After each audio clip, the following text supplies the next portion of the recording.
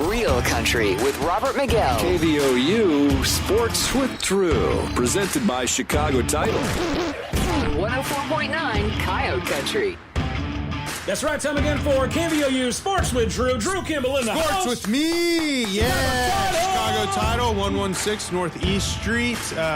Winn Dubose branch manager, 830-333-7050. It is good to be back, Missed you, my man. friend. Yeah. So I was up in, Rosie and I got married. Wow. Yeah. You're so, Mr. Wisnant. I think it's the other way around. We went up to Boston. I just wanted to cover this. We did go to Fenway Park on Tuesday, last Tuesday, and man, that was awesome. Got to see Rick Porcello. He's a starting pitcher. He went 8 innings, 2 hits, no earned runs. For me, it was, as a baseball fan, it was really neat to see. The guy did an amazing job. Really, really, like one of the cool ones to go to. Fenway Park is amazing. Got to see Mookie Betts hit a home run. Mitch Moreland hit a home run. I won't cover it too much, but it was just really, really fun. And then there's always that big, till death do us part, found the love of your life. Well, yeah, obviously, yeah. Saturday was. I just didn't want to, didn't want to sit here. Oh man, you're throwing me under the bus already. No, not at all. It was awesome. Saturday was amazing. I had a great turnout. A lot of people. It was a lot of fun. It was just everything that you could and want. It was love of my life. So it was really good. But well, congratulations thanks, again, buddy. man. I appreciate it. So I wanted to get into some. I know you probably heard, but the. Spurs got knocked out by the Nuggets last weekend, and then, actually coming up on 2 weekends. It's a tough week for Texas, isn't it? It is. And then the big one, the Stars, and Dallas Stars got beat in Game 7 by the St. Louis Blues. And what's bad about it too, Robert, is they went into the second overtime. 5 minutes and 50 seconds into the second overtime, Pat Maroon scored and lost the final game 2-1. So they're going to move on.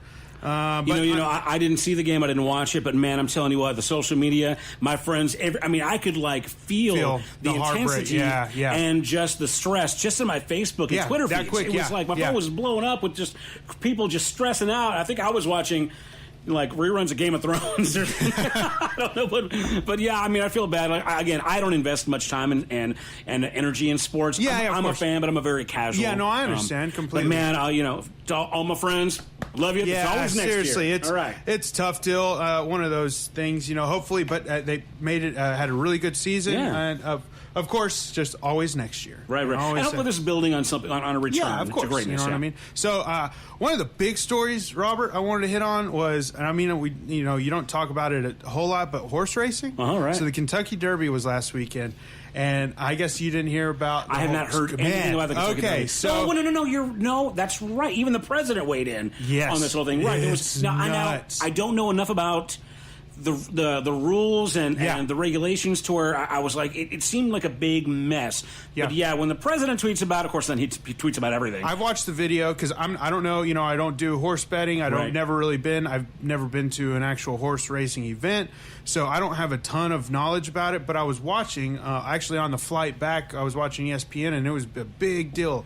And so, horse by the name of Maximum Security, it led the Kentucky Derby from the first step all the way through the finish line. However, around one of the turns, and you can see it clear as day, man. The horse bumps into another horse, which kind of just, domino effect, hit a couple of horses. I think it ended up affecting like 3 different horses, maybe 2. I can't remember off the top of my head. But, they went back and they were able to reverse it and disqualify that horse, and a horse by the name of Country House finished.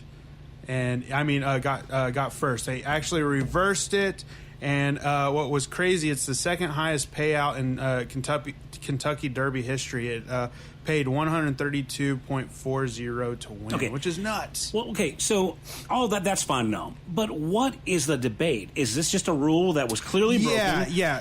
Obviously the jocks, the horses can't touch each other. Yeah. So and if the one horse instigates or causes it, they're going to touch. I think but the big deal is it's disqualified for interference. That's where I don't know. I'm not a connoisseur of this. All I have is the colt became the first. This is a quote. The colt became the first winner disqualified for interference in the Derby's 145-year history. From what my understanding is that somebody cried foul. Yeah. And that's how it got overturned, right? And that's how it was taken away from them. So I guess what we're hearing is that this is something that probably happens all the time. People just generally accept the rules. No, I think or they just accept it. Yeah, so I think it's kind of like the best way that I had it kind of described to me is think in track and field you have your lanes, and if you go outside of your lane, you are then disqualified. You have those lines. There's obviously not lines because it's dirt, clay, whatever it is.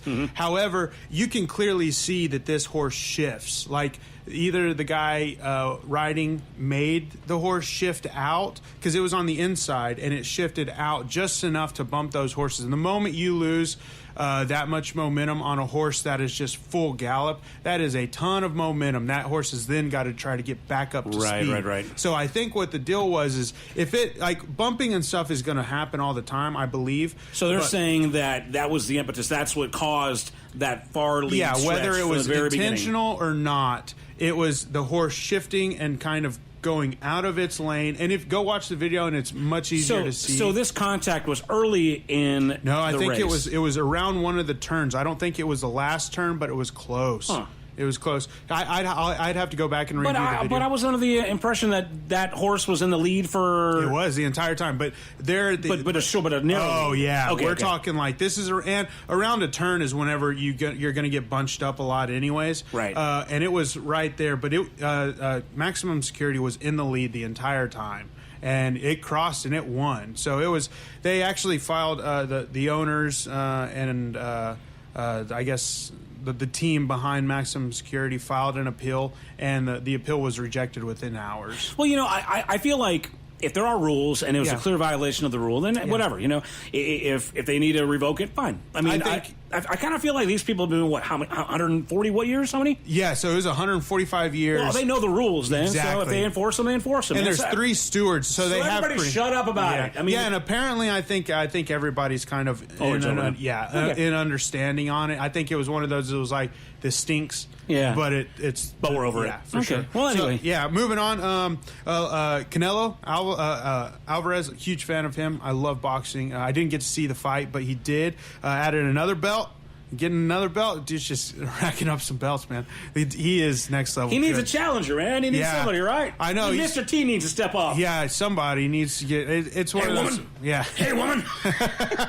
He beat Daniel Jacobs over 12 rounds, and he won the unanimous. So, Jacobs is actually the bigger fighter, but Canelo is just... The guy is just a really good... I mean, he's one of the best fighters in the world. Canelo definitely... I don't think he staggered Jacobs, but just one of those just beat him down over time and won a unanimous decision. They ended up...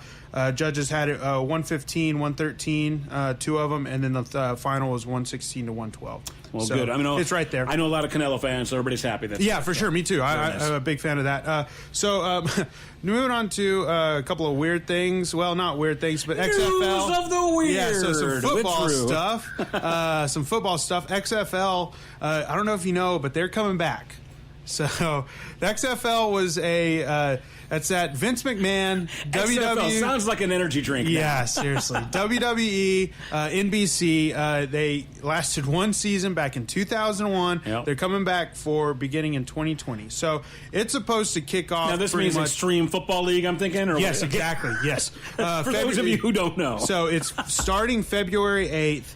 And it's the weekend after the NFL season. So it's just, but I mean, you had that, the league that just went defunct this year, so it's like, you're talking about the biggest of the big. NFL is the biggest overall U.S. sports. Like it dominates everything. I mean, the Super Bowl is one of the most watched things in the world, but it's crazy. So this story is about how they actually signed a multi-year agreement with ESPN and Fox Sports to broadcast some games beginning in 2020.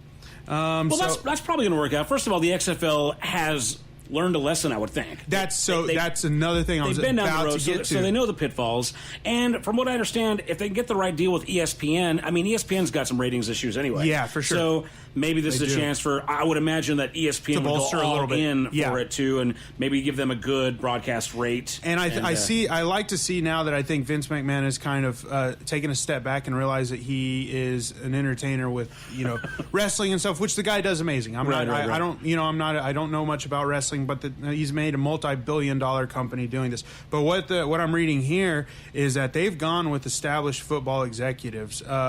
Oliver Luck, he's the commissioner, and I know that he's had some past dealings with the NFL. So they went and they got a company separate from, I guess, what would be WWE, whatever the company umbrella is, to run this and say, like, hey, make this good football. This isn't some gimmick. This is going to be legitimate football. And that's exactly what it is. The WWE can bring attention to any product, any product line. But you take, for instance,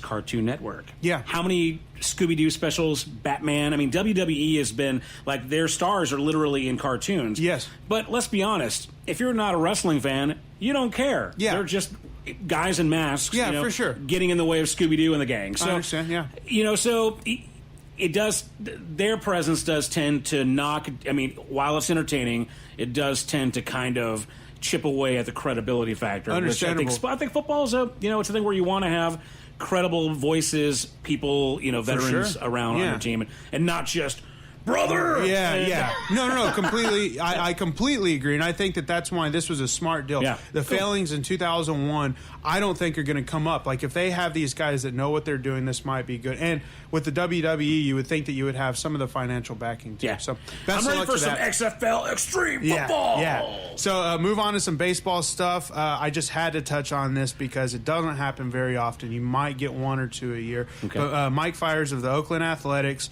threw his second career no-hitter, which is just, as a baseball fan, it's super awesome to see. You always want to see somebody do that. He threw one in 2015 for Houston, whenever he was playing for Houston against the Dodgers. He's been kind of what you would call like a journeyman. Mm-hmm. He kind of bounces around from team to team. But, man, it's just, for me as a baseball fan, it's really neat to see. He beat the Cincinnati Reds 2-0. So congratulations to him. Well, that's very cool. Now, to put it in perspective. This was Tuesday night, by the way. To put it in perspective, how often do no-hitters happen? You might have. Usually you'll have a couple in a season, but you're talking about every team plays 162 games at least. Right. Guys will go their entire careers and maybe not ever have a one-hitter.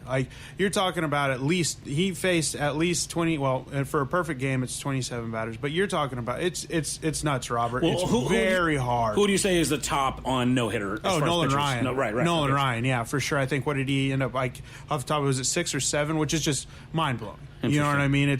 But whenever you're throwing 98 to 104 miles an hour, even whenever you're, in your 40s, the guy was a phenom, obviously. I just wanted to hear you say Nolan Ryan. So. Yeah, anything that has to do with him, it's all right. And then I wanted to end it on something that I found that was really neat. And I don't know, it's one of those things that could be a little bit decisive, but I thought it was a really cool deal. So President Trump is looking into offering waivers that would allow athletes attending the nation's military academies to play professional sports immediately upon graduation. Oh. Yeah, so you have a lot of these guys that are extremely good athletes. They go to, Army, Navy, Air Force, anywhere, and they go play football, baseball, something else, and they want to dedicate the time and everything to serving their country. But they can't go play a professional. You hear about guys that were playing at their respective college, doing their time in the military, and then getting out and then trying to make a professional career at 30. Which is, at that time, it's just tough. Right, sure. So I thought this was pretty neat. He made the announcement, this is a quote, Trump made the announcement Monday while presenting the Commander-in-Chief's trophy to the U.S. Military Academy football team during a Rose Garden ceremony. So the Army Black Knights completed an 11-2 season. And I think that probably kind of spurs from that. There's probably some guys out on that team that would be able to make it into the professional sports. And this was pretty much saying that this is a quote from President Trump. They would serve their time in their respective military, whatever it is, their branch. The branch, right. After they finished with professional sports. So after they retired, then they would go back and do whatever it was that they were going to do, which at that point I'm guessing would probably be some kind of publicity, public relations, something along that. Or if some of them are engineers or mechanics or infantrymen, doesn't matter. But I just thought that was a really cool story to talk about. You say divisive, but I think anytime that you can, we're in a weird spot, Robert. Anytime you can integrate, and get the military to work with, something like that, organized sports, and get people service. Yeah. And benefit them after they're done or before. I think it's always a good idea. I agree. A lot of programs that exist, and it takes somebody to forward think and put those out there. So, that sounds pretty cool. Perfect. Well, that's about all I got, Robert. Pleasure. Super happy to be back. Have you back, man. Man, yeah. So I don't think I'll be missing any other weeks as far as I know. So I'm happy to be back. Thanks for having me again. Chicago Title, 116 Northeast Street, Windubose, branch manager, 830-333-7050. Thanks, Robert. Once again, KVOU, Sports with Drew. Sports with me. Woo! See you next week, man. Thanks, buddy. Real Country with Robert Miguel. KVOU Sports with Drew, presented by Chicago Title. On 104.9 Coyote Country.